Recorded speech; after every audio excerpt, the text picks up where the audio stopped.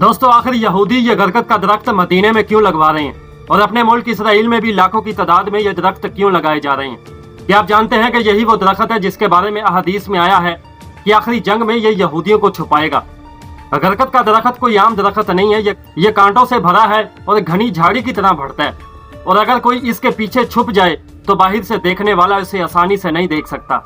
इस्लामी रवायात में बताया गया है कि क़यामत से पहले एक बड़ी जंग होगी जिसमें मुसलमान और यहूदी आमने सामने होंगे। इस जंग में जमीन और पत्थर तक गवाही देंगे और कहेंगे कि ऐ मुसलमान, मेरे पीछे एक यहूदी छुपा है, आओ और इसे खत्म करो।